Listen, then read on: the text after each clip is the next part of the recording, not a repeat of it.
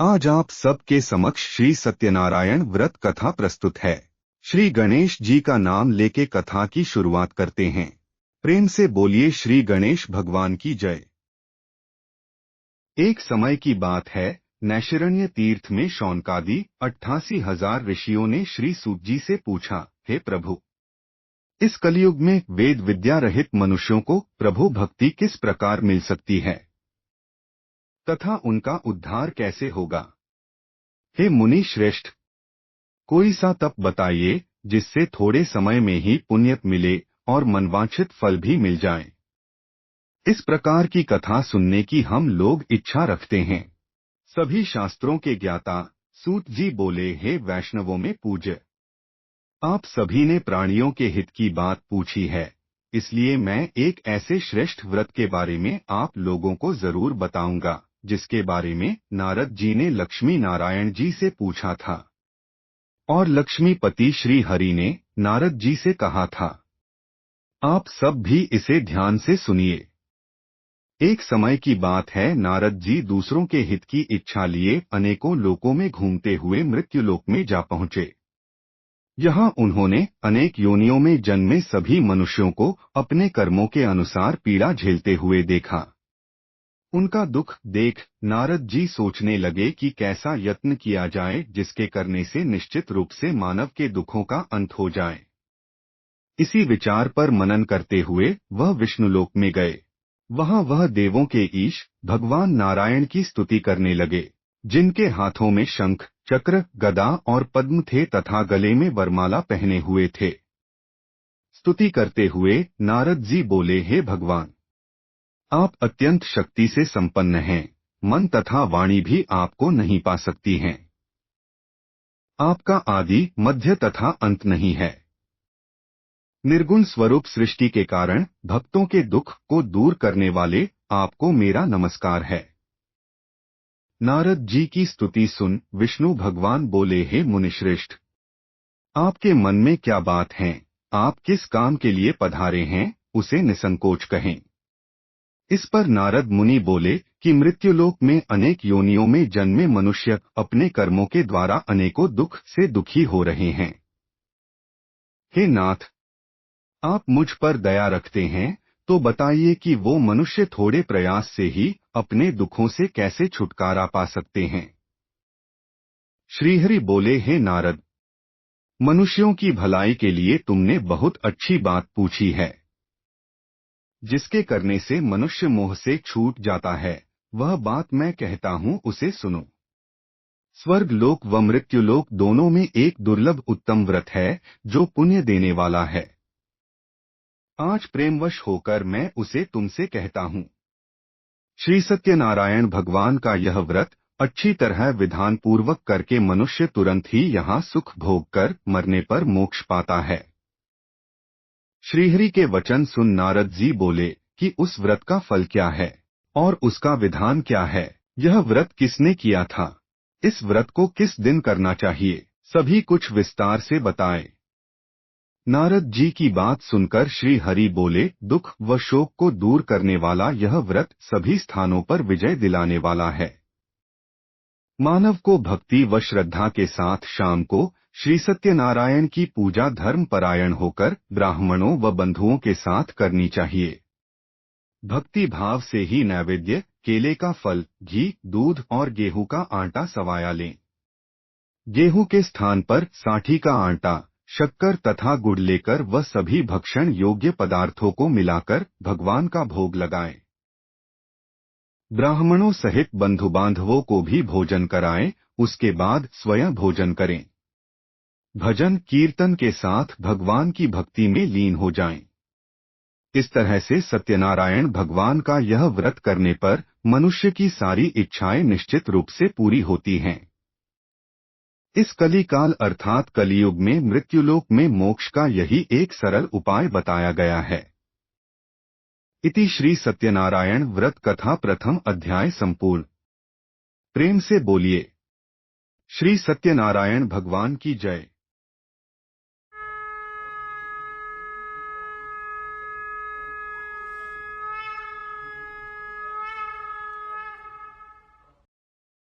श्री सूत जी बोले, हे द्विजों, अब मैं पुनः पूर्व काल में जिसने इस सत्यनारायण व्रत को किया था उसे भली भांति विस्तार पूर्वक कहूंगा।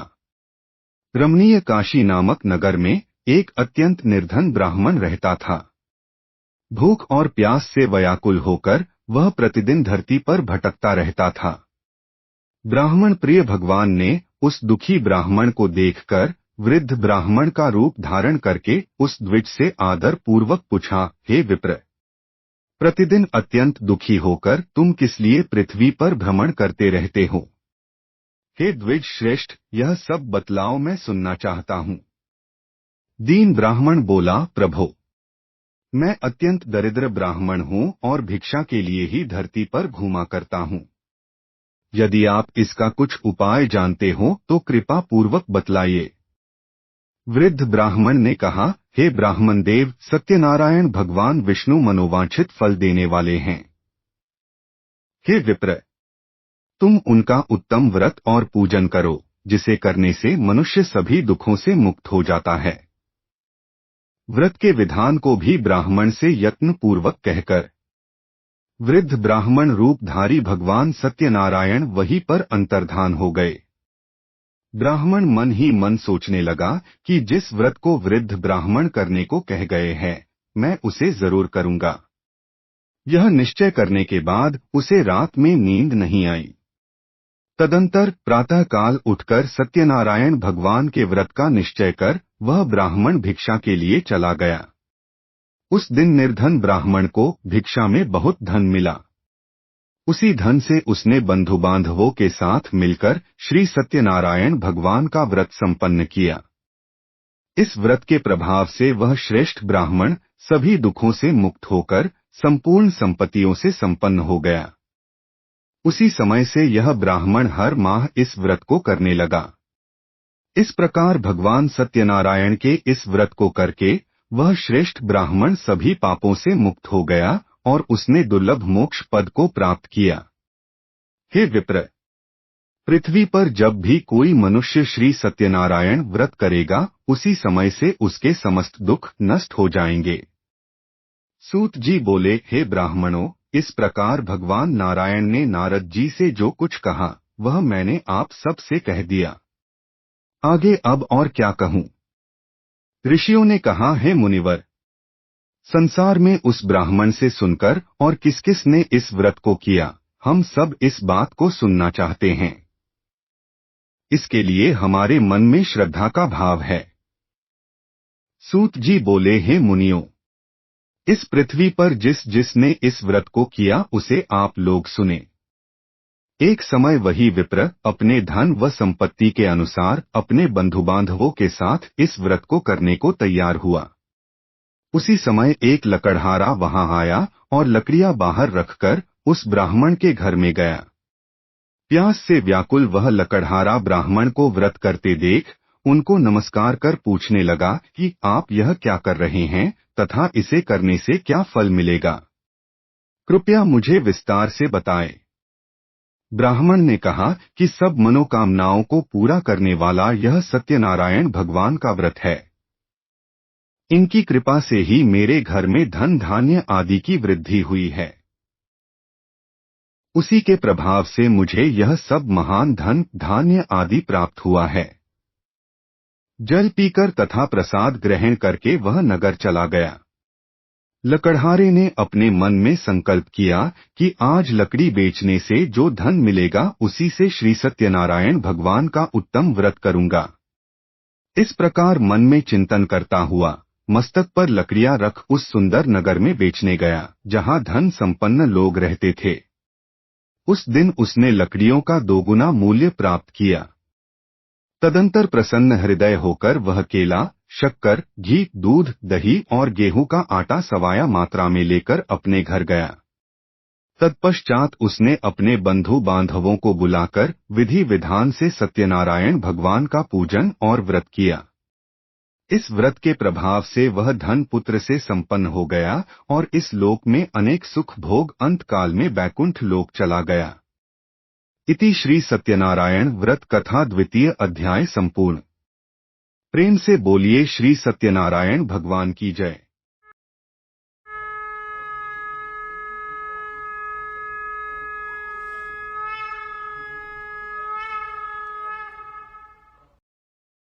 सूत जी बोले, श्रेष्ठ मुनियों, अब मैं पुनः आगे की कथा कहूंगा।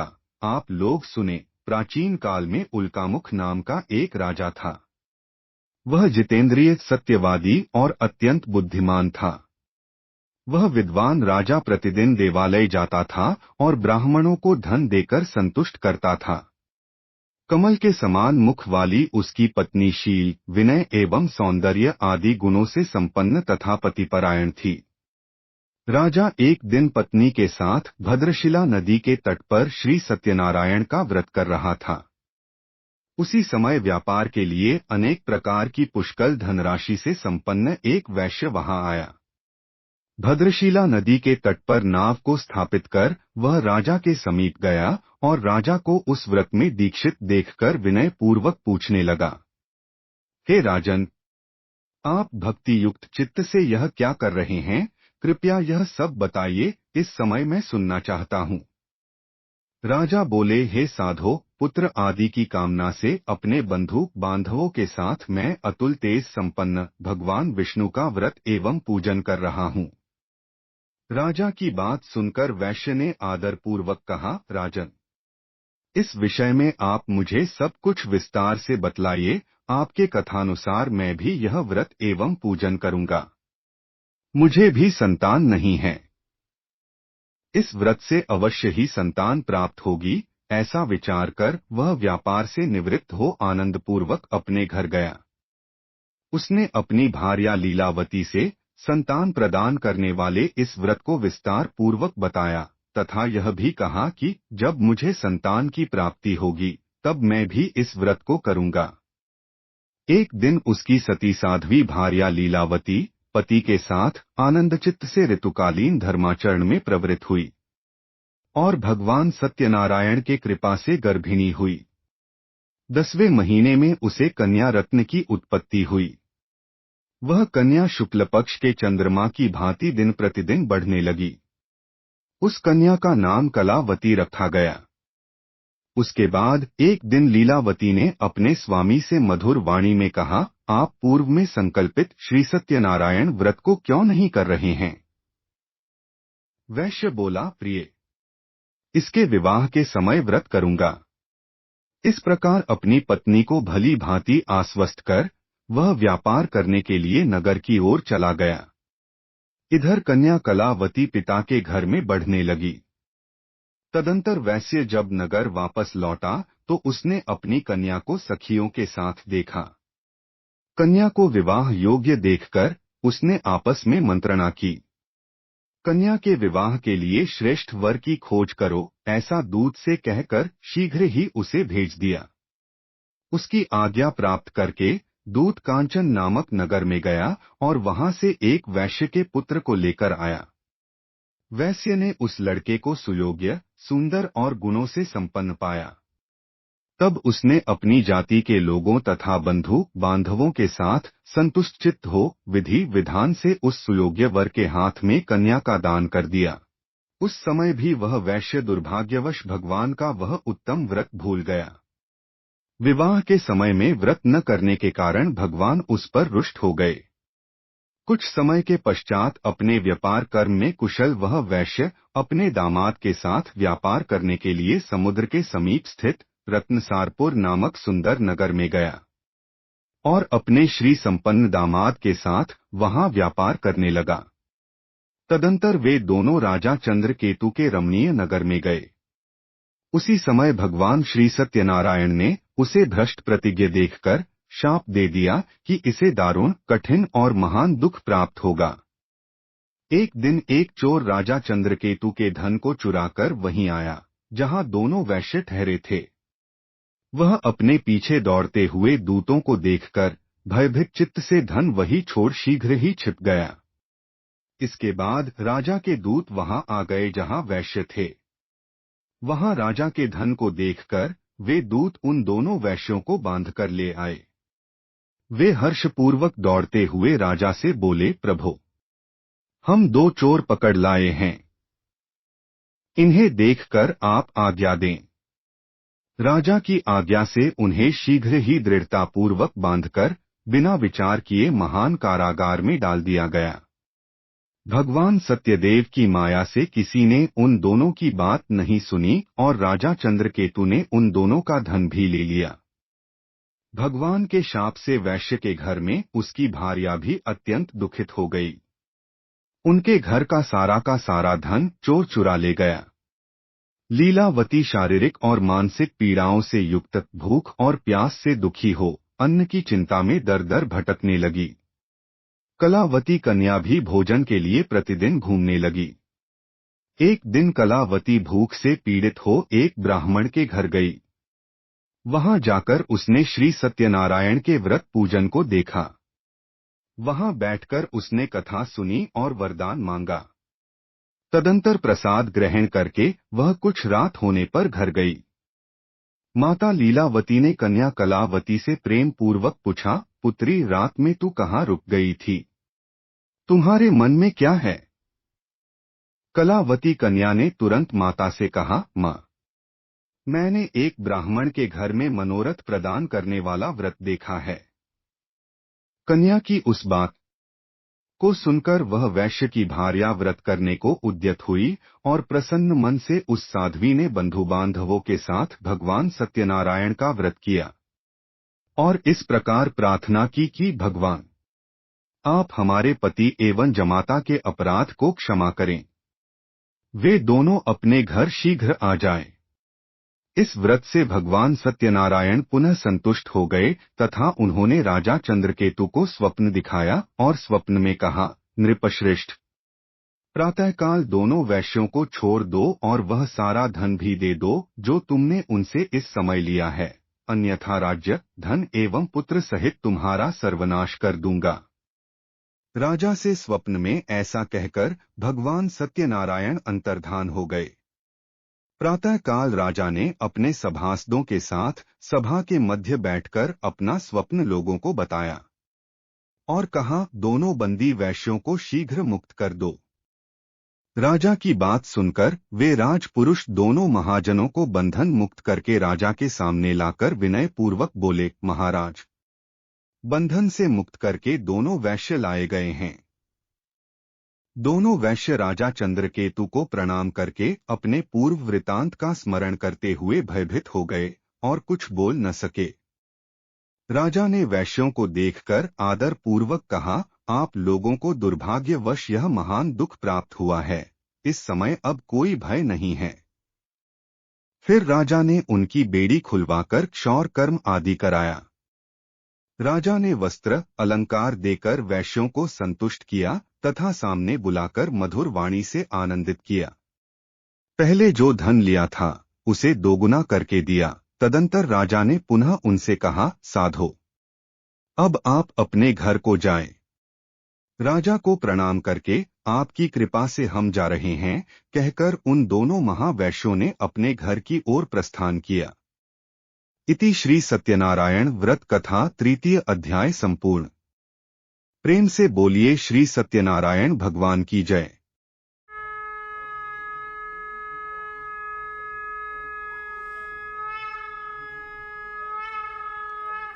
श्री सूत जी बोले, वैश्य मंगलाचरण कर और ब्राह्मणों को धन देकर अपने नगर के लिए चल पड़ा। वैश्य के कुछ दूर जाने पर भगवान सत्यनारायण को उसकी सत्यता जानने की जिज्ञासा हुई। तब भगवान ने दंडी साधु का वेश धर पूछा, साधो, तुम्हारी नाव में क्या भरा है? तब धन के मद में चूर दोनों महाजनों ने अवहेलना पूर्वक हंसते हुए कहा, दंडिन, क्यों पूछ रहे हो? क्या कुछ द्रव्य लेने की इच्छा है? हमारी नाव में तो लता और पत्ते आदि भरे हैं। ऐसी निष्ठुर वाणी सुनकर भगवान ने कहा, तुम्हारी बात सच हो जाए, और दंडी सन्यासी रूपी भगवान कुछ दूर जाकर समुद्र के समीप बैठ गए। दंडी के चले जाने पर नित्य क्रिया करने के पश्चात जल में ऊपर की ओर उठी हुई नौका को देखकर साधु अत्यंत आश्चर्य में पड़ गया। वह नाव में लता और पत्ते आदि देखकर मूर्छित हो पृथ्वी पर गिर पड़ा। सचेत होने पर वैश्य चिंतित हो गया। तब उसके दामाद ने कहा, आप शोक क्यों करते हैं? दंडी ने शाप दे दिया है। इस स्थिति में यह संशय नहीं कि वे ही चाहें तो सब कुछ कर सकते हैं। अतः उन्हीं की शरण में हम चलें, वहीं मन की इच्छा पूर्ण होगी। दामाद की बात सुनकर वह वैश्य दंडी के पास गया और उनको देखकर उसने भक्तिपूर्वक प्रणाम किया तथा आदरपूर्वक कहने लगा, आपके सम्मुख मैंने असत्य भाषण रूप अपराध किया है, आप मेरे उस अपराध को क्षमा करें। ऐसा कहकर बारंबार प्रणाम करके वह शोक से आकुल हो गया। दंडी ने उसे रोता हुआ देखकर कहा, हे मूर्ख, रो मत, मेरी बात सुनो। मेरी पूजा से उदासीन होने के कारण तथा मेरी आज्ञा से ही तुमने बारंबार दुख प्राप्त किया है। भगवान की ऐसी वाणी सुनकर वह उनकी स्तुति करने लगा। वैश्य ने कहा, हे प्रभु, आपकी माया से मोहित होने के कारण आश्चर्यजनक रूप से ब्रह्मा आदि देवता भी आपके गुणों और रूपों को यथावत रूप से नहीं जान पाते। फिर मैं मूर्ख आपकी माया से मोहित होने के कारण कैसे जान सकता हूँ? आप प्रसन्न हो, मैं अपनी धन संपत्ति के अनुसार आपकी पूजा करूंगा। मैं आपकी शरण में आया हूँ। मेरा जो नौका में स्थित पुराना धन था, उसकी तथा मेरी रक्षा करें। उस वैश्य की भक्तियुक्त वाणी सुनकर भगवान जनार्दन संतुष्ट हो गए। भगवान हरि उसे अभीष्ट वर प्रदान करके वहीं अंतर्धान हो गए। उसके बाद वह साधु अपनी नौका में चढ़ा और उसे धनधान्य से परिपूर्ण देखकर उसने कहा, भगवान सत्यदेव की कृपा से हमारा मनोरथ सफल हो गया। तब उसने स्वजनों के साथ भगवान की विधिवत पूजा की। भगवान श्री सत्यनारायण की कृपा से वह आनंद से परिपूर्ण हो गया और नाव को प्रयत्न पूर्वक संभालकर उसने अपने देश के लिए प्रस्थान किया। वैश्य ने अपने दामाद से कहा, वह देखो, मेरी रत्नपुरी नगरी दिखाई दे रही है। इसके बाद उसने अपने धन के रक्षक दूत को अपने आगमन का समाचार देने के लिए अपनी नगरी में भेजा। उसके बाद उस दूत ने नगर में जाकर वैश्य की भार्या को देख हाथ जोड़कर प्रणाम किया तथा उसके लिए अभीष्ट बात कही। सेठ जी अपने दामाद तथा बंधुवर्गों के साथ बहुत सारे धनधान्य से संपन्न होकर नगर के निकट पधार गए हैं। दूत के मुख से यह बात सुनकर वह महाआनंद से विह्वल हो गई। उस साध्वी ने श्री सत्यनारायण की पूजा करके अपनी पुत्री से कहा, मैं पति के दर्शन के लिए जा रही हूँ, तुम भी शीघ्र आ जाओ। माता का ऐसा वचन सुनकर व्रत को समाप्त करके प्रसाद का परित्याग कर वह कलावती भी अपने पति के दर्शन करने के लिए चल पड़ी। इससे भगवान सत्यनारायण रुष्ट हो गए और उन्होंने उसके पति को तथा नौका को धन के साथ हरण करके जल में डुबो दिया। कलावती कन्या अपने पति को न देख महाशोक से रुदन करती हुई पृथ्वी पर गिर पड़ी। नाव को न देख तथा कन्या को अत्यंत दुखी देख भयभीत मन से साधु वैश्य ने सोचा, यह क्या आश्चर्य हो गया। नाव का संचालन करने वाले भी सभी चिंतित हो गए। तदंतर वह लीलावती भी कन्या को देखकर विह्वल हो गई और अत्यंत दुख से विलाप करती हुई अपने पति से बोली, अभी अभी नौका के साथ वह कैसे अलक्षित हो गया। न जाने किस देवता की उपेक्षा से वह नौका हरण कर ली गई, अथवा श्री सत्यनारायण का महात्म्य कौन जान सकता है। ऐसा कहकर वह स्वजनों के साथ विलाप करने लगी और कलावती कन्या को गोद में लेकर रोने लगी। कलावती कन्या भी अपने पति के नष्ट हो जाने पर दुखी हो गई और पति की पादुका लेकर उनका अनुगमन करने के लिए उसने अपने मन में निश्चय किया। कन्या के इस प्रकार के आचरण को देख भार्या सहित वह धर्मज्ञ साधु वैश्य अत्यंत शोक संतप्त हो गया और सोचने लगा, या तो भगवान सत्यनारायण ने यह अपहरण किया है अथवा हम सभी भगवान सत्यदेव की माया से मोहित हो गए हैं। अपनी धन शक्ति के अनुसार मैं भगवान श्री सत्यनारायण की पूजा करूंगा। सभी को बुलाकर इस प्रकार कहकर उसने अपने मन की इच्छा प्रकट की और बारंबार भगवान सत्यदेव को दंडवत प्रणाम किया। इससे दीनों के परिपालक भगवान सत्यदेव प्रसन्न हो गए।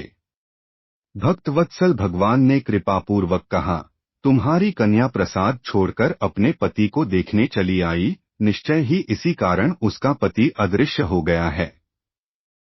यदि घर जाकर प्रसाद ग्रहण करके वह पुनः आए तो हे साधु वैश्य तुम्हारी पुत्री पति को प्राप्त करेगी, इसमें संशय नहीं।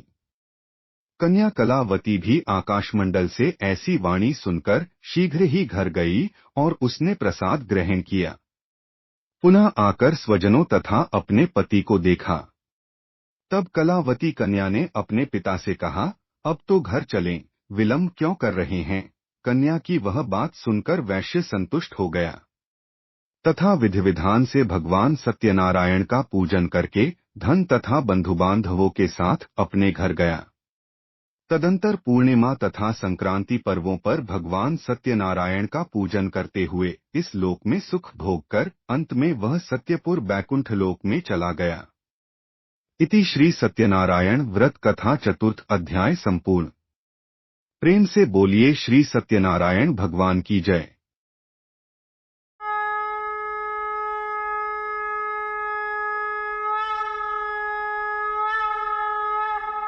श्री सूत जी बोले, श्रेष्ठ मुनियों, अब इसके बाद मैं दूसरी कथा कहूंगा, आप लोग सुने। अपनी प्रजा का पालन करने में तत्पर तुंगध्वज नामक एक राजा था। उसने भगवान सत्यदेव के प्रसाद का परित्याग करके दुख प्राप्त किया। एक बार वह वन में गया और वहां बहुत से पशुओं को मारकर वटवृक्ष के नीचे आया। वहां उसने देखा कि गोप गण बंधु बांधवों के साथ संतुष्ट होकर भक्तिपूर्वक भगवान सत्यदेव की पूजा कर रहे हैं। राजा यह देखकर भी अहंकारवश न तो वहां गया और न उसने भगवान सत्यनारायण को प्रणाम ही किया। पूजन के बाद सभी गोप गण भगवान का प्रसाद राजा के समीप रखकर वहां से लौट आए और इच्छानुसार उन सभी ने भगवान का प्रसाद ग्रहण किया। इधर राजा को प्रसाद का परित्याग करने के कारण बहुत दुख प्राप्त हुआ। उसका संपूर्ण धन धान्य एवं सभी 100 पुत्र नष्ट हो गए। राजा ने मन में यह निश्चय किया कि अवश्य ही भगवान सत्यनारायण ने हमारा नाश कर दिया है, इसलिए मुझे वहां जाना चाहिए जहां श्री सत्यनारायण का पूजन हो रहा था। ऐसा मन में निश्चय करके वह राजा गोप गणों के समीप गया और उसने गोप गणों के साथ भक्ति श्रद्धा से युक्त होकर विधि पूर्वक भगवान सत्यदेव की पूजा की। भगवान सत्यदेव की कृपा से वह पुनः धन और पुत्रों से संपन्न हो गया तथा इस लोक में सभी सुखों का उपभोग कर अंत में सत्यपुर वैकुंठ लोक को प्राप्त हुआ। श्री सूत जी कहते हैं, जो व्यक्ति इस परम दुर्लभ श्री सत्यनारायण के व्रत को करता है और पुण्यमयी तथा फलप्रदायिनी भगवान की कथा को भक्तियुक्त होकर सुनता है, उसे भगवान सत्यनारायण की कृपा से धन धान्य आदि की प्राप्ति होती है। दरिद्र धनवान हो जाता है, बंधन में पड़ा हुआ बंधन से मुक्त हो जाता है, डरा हुआ व्यक्ति भय मुक्त हो जाता है। यह सत्य बात है, इसमें संशय नहीं। इस लोक में वह सभी मनवांछित फलों का भोग प्राप्त करके अंत में सत्यपुर वैकुंठ लोक को जाता है। हे ब्राह्मणों, इस प्रकार मैंने आप लोगों से भगवान सत्यनारायण के व्रत को कहा, जिसे करके मनुष्य सभी दुखों से मुक्त हो जाता है। कलयुग में तो भगवान सत्यदेव की पूजा विशेष फल प्रदान करने वाली है। भगवान विष्णु को ही कुछ लोग काल, कुछ लोग सत्य, कोई ईश और कोई सत्यदेव तथा दूसरे लोग सत्यनारायण नाम से कहेंगे। अनेक रूप धारण करके भगवान सत्यनारायण सभी का मनोरथ सिद्ध करते हैं। कलयुग में सनातन भगवान विष्णु ही सत्यव्रत रूप धारण करके सभी का मनोरथ पूर्ण करने वाले होंगे।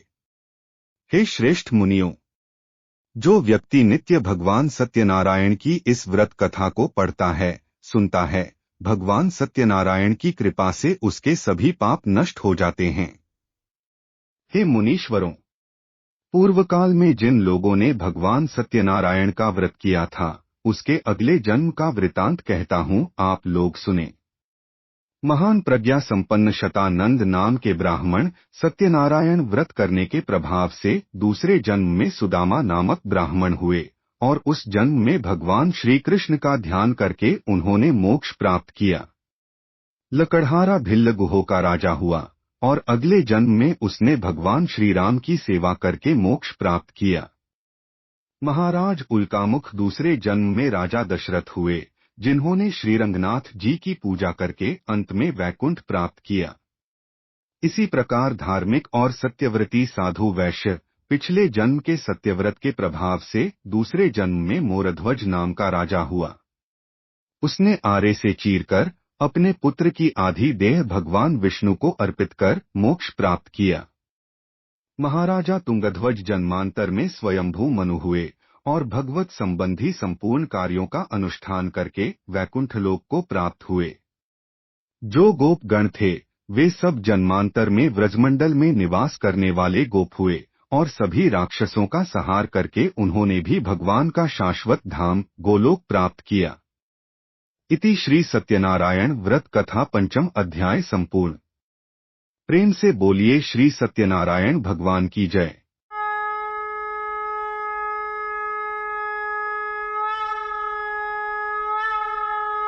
सत्यनारायण व्रत कथा संपूर्ण हुई। अब आप कथा के बाद की पूजा विधि कर सकते हैं।